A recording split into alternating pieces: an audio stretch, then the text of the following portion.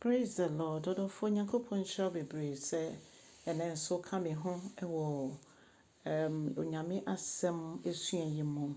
Me ma wakwa ba de bauti ase dwumedie yi so. Na nyame nkronkron ye se nyina na se rade ka ye ho akwanyina mu. Ye da wasa hoɔden a wode adom ye nenso nyane yen ne rade wode enepa ahye ya fono ma. Enda se enka wodin. With Jesus Christ dimly abompaye. Hallelujah. Odofo nenso bomodiana kame huni yenche asɛm no yenye osempakani adwuma esanse enum enhyira ewo. Sabre mema wakwa babiom ne afia kenkan nsɛm efi Deuteronomi ti dunwɔtwe ne nchichim du 9 kosi du 7. Na Moses kasa kyerɛ Israel dom no na yano okanyina ne se mamunni wiasefo echi amanamemufo a omudi enkonyayifo echi omudi abosomsom echi mamun ensua omo ebise mo de onyankopon ewo nhyehyɛ papa bi de mamo enye no mu na ofrɛ mo enti enne obehu se binum ese mo ya asɔrebo Yesu din nanso na okita ono anim se wakwa akwaji bibi wo baabi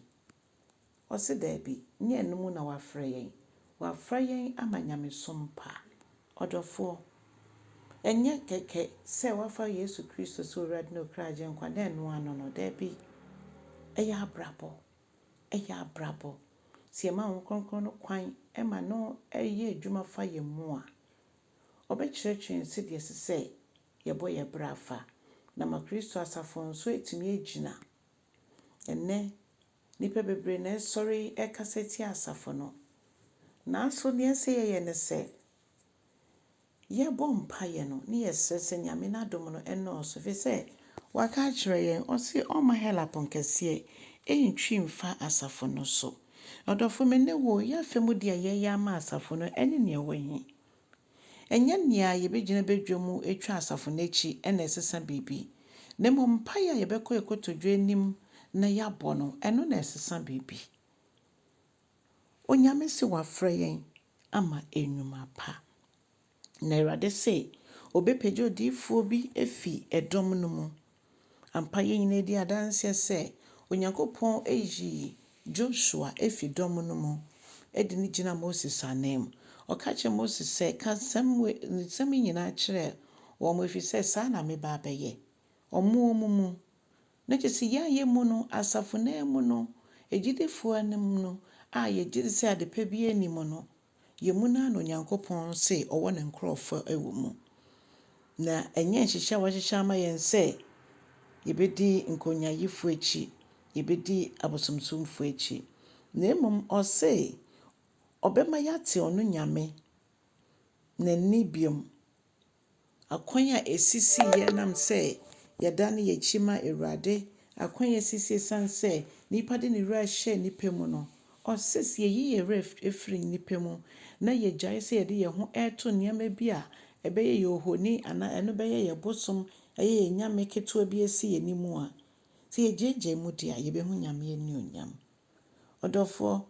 woyɛ kendifo nanso esanse wogyegya wo ho na wohwehwɛ nyame anim na wo mmompa yɛnti akan di dwumadi ese wudi no aka ahye nanso so se